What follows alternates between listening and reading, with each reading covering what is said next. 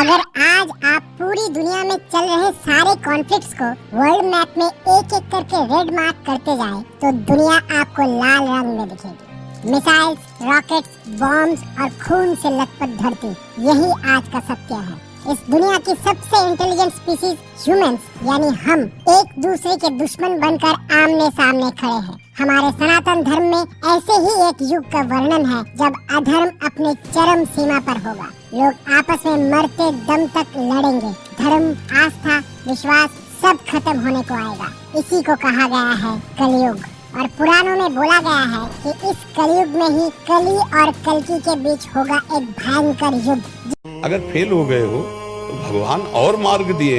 पता नहीं कौन सा मंगल विधान किए भगवान, आपको क्या बनाना चाहते हैं।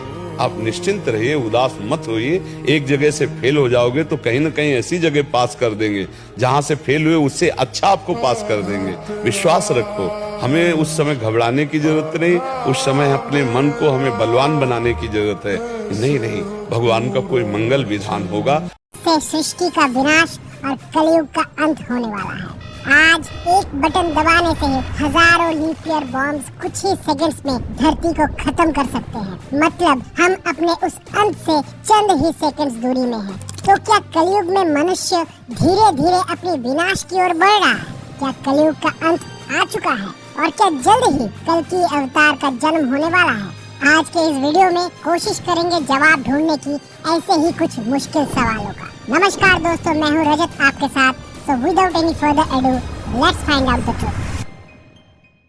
सत्य, त्रेता, द्वापर और कली, ये चारों युग इस सृष्टि की 4 डिफरेंट स्टेजेस है जिसमें मनुष्यों की फिजिकल, स्पिरिचुअल और मोरल एवोल्यूशन को बहुत ही डिटेल में डॉक्यूमेंट किया गया है वेदों और पुराणों में। इन चारों युगों को मिला के बनता है एक महायुग जिसका टाइम ड्यूरेशन है 43,20,000 वर्ष।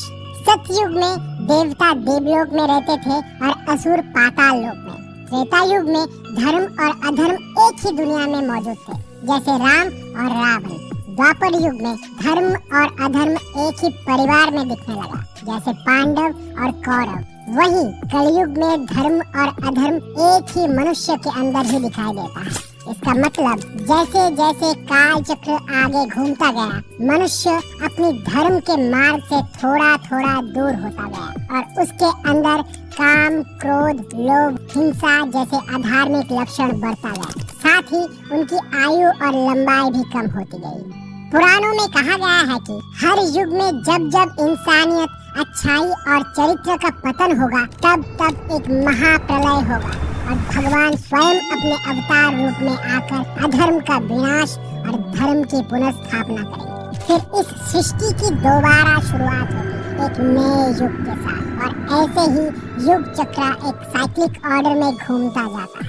जैसे सत्ययुग के बाद त्रेता युग, उसके बाद द्वापर और फिर कलयुग आता है। देन अगेन ये ऑर्डर कलयुग से रिवर्स में रिपीट होता है। मतलब कलयुग के बाद द्वापर, फिर त्रेता, उसके बाद सतयुग फिर से आता है और एक महायुग कंप्लीट होता है। अगर बात करें इम्पोर्टेंट इवेंट्स की, तो सतयुग को छोड़ के त्रेता, द्वापर और खासकर कलयुग को समझना हमारे लिए बहुत जरूरी बन जाता है, क्योंकि इससे हमको पता चलता है कि हम अभी तक अपने धर्म के रास्ते से धीरे धीरे करके कितना दूर भटक चुके हैं। पुराणों में जो वर्णन दिया गया है उसके साथ आज के समाज में कितना सिमिलरिटीज है, ताकि हम आने वाला कल का अंदाजा लगा पाए।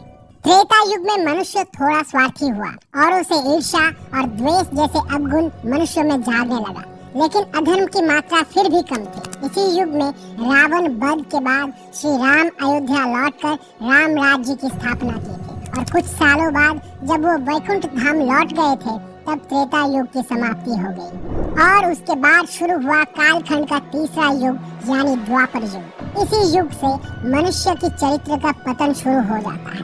दूसरों की संपत्ति, धन और यहाँ तक कि स्त्री पे बुरी नजर डालने जैसा कुकृत्य भी मनुष्य करने लगता है। द्वापर युग में मनुष्य जाति के 4 वर्ण ब्राह्मण, क्षत्रिय, वैश्य और शूद्र का भेदभाव भी अपने चरम पर था। इसी युग में महाभारत की लड़ाई भी लड़ी गई थी और एक बार फिर से भगवान ने अपने श्री कृष्ण अवतार में आके सृष्टि में धर्म की पुनर्प्रतिष्ठा की। लेकिन इसके बाद गांधारी के श्राप से जब भगवान श्री कृष्ण की मृत्यु हुई थी, तब शुरुआत हुई कलयुग की। कलयुग की आयु 4,32,000 साल है और अभी सिर्फ 5,125 साल ही बीते हैं। मतलब अभी भी 4,26,875 साल बचे हुए हैं। कलयुग में मनुष्यों का चरित्र कैसा होगा, पुराणों में इसका डिटेल्ड डिस्क्रिप्शन मिलता है। जैसे ब्राह्मण वेदों का पाठ नहीं करेंगे, क्षत्रिय प्रजा की रक्षा नहीं करेंगे और चोर प्रवृत्ति के लोग शासन करेंगे। हिंसा, लोभ, मोह, काम, क्रोध, वासना, द्वेष, माता पिता का त्याग, स्त्री अपराध, जीव हत्या, तामसिक भोजन जैसे अधर्म इस समाज पे पूरी तरह से हावी हो चुका होगा और आज कुछ ऐसे ही होता हुआ देख भी रहे हैं हम हमारे आसपास। लेकिन पुराणों में ये भी कहा गया है कि हर युग की तरह कलयुग में भी अधर्म का विनाश और धर्म का पुनर्स्थापना करने भगवान विष्णु अपने 10वें अवतार यानी कल्कि अवतार के रूप में धरती पर अवतारित होंगे। तो कौन है ये कल्कि अवतार?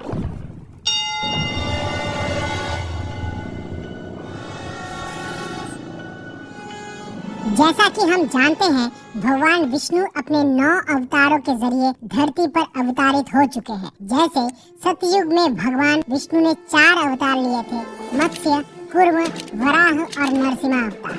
आगे त्रेता युग में वामन, परशुराम और राम अवतार।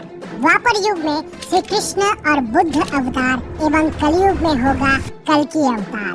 कलयुग में कली का मतलब है डार्कनेस, अंधकार। पुराणों की माने तो सत्य, त्रेता, द्वापर युग में अभी तक जितने भी असुर देखा गया है उन सब से कई गुना ज्यादा भयंकर है कलयुग का कली असुर, जो मनुष्यों के दिमाग से धर्म की भावना को खत्म कर देता है।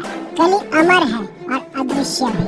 जब भी इंसान जुआ खेलता है, शराब पीता है, अनैतिक संबंध बनाता है, हिंसा करता है या चोरी करता है, इसका मतलब वो पूरी तरह से कली के प्रभाव में है।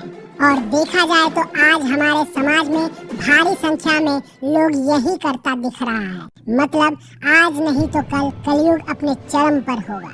लेकिन महाभारत की लड़ाई के बीच भगवान श्री कृष्ण ने अर्जुन से कहा था, यदा यदा हि धर्मस्य ग्लानिर्भवति भारत अभ्युत्थानम् अधर्मस्य तदात्मानं सृजाम्यहम् परित्राणाय साधुना विनाशाय च दुष्कृतं धर्म संस्थापनार्थाय संभवामि युगे युगे।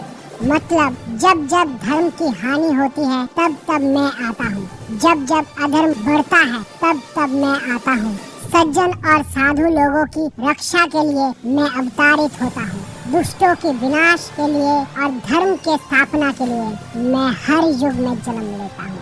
और कलयुग में कली असुर का विनाश करने भगवान आएंगे अपने कल्कि अवतार के रूप में। ऐसा माना जाता है कि उत्तर प्रदेश के मुरादाबाद जिले के संभल गांव में कल्कि अवतार जन्म लेंगे। उनकी पत्नी होंगी पद्मा, जो माता लक्ष्मी का ही स्वरूप होंगे। कल्कि के गुरु होंगे भगवान परशुराम, जिन्हें अमरत्व का वरदान प्राप्त है।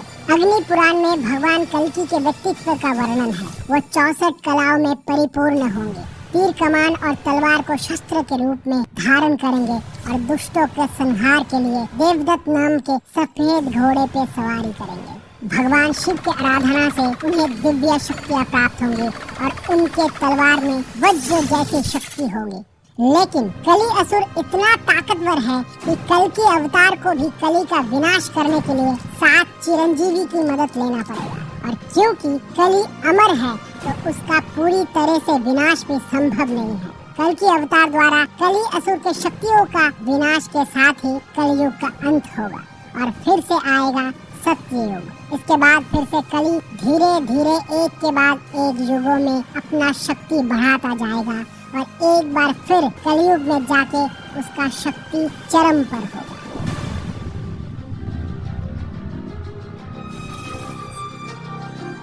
अगर रिसेंट कॉन्टेक्स्ट में देखा जाए तो लगता तो यही है कि हम घोर कलयुग में जी रहे हैं और दिए गए विवरण के अनुसार ही दुनिया अभी बहुत ज्यादा अशांत हो चुकी है। जैसे दुनिया पर अपनी सत्ता कायम, ताकत का वर्चस्व के चलते जब वर्ल्ड वॉर 1 लड़ा गया था तो इस लड़ाई से लगभग 4 करोड़ लोग मारे गए थे।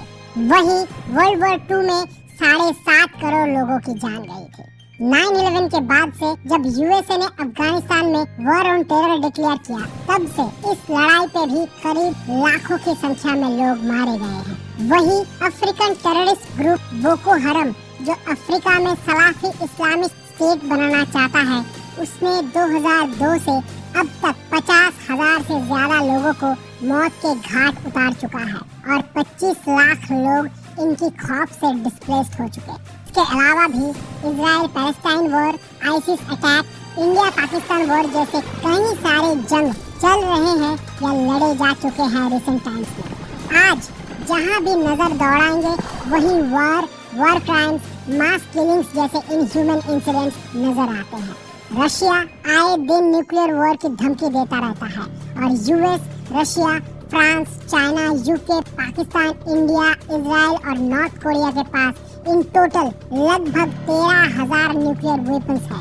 कभी भी अगर कोई न्यूक्लियर वॉर शुरू हुई तो इंसानों की क्या दुर्गति होगी, इसका थोड़ा बहुत अंदाजा आप आराम से लगा सकते हैं जापान की हिरोशिमा और नागासाकी की घटना को देखकर। हम हमारे लापरवाही की वजह से सिर्फ इंसानों को ही नहीं बल्कि इस पूरी धरती को गहरी चोट पहुंचा रहे हैं।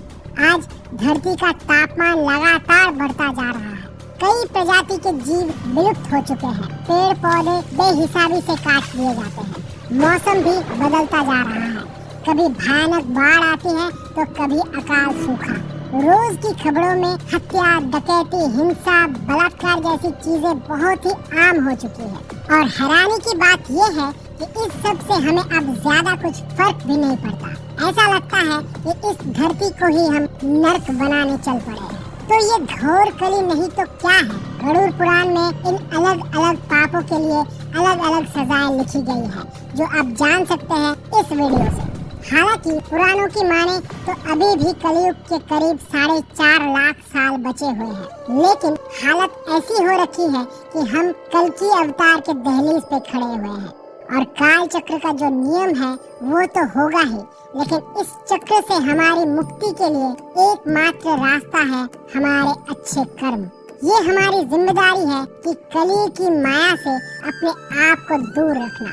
उम्मीद यही है कि इस काम में हम सब कामयाब होंगे। क्यों होंगे ना?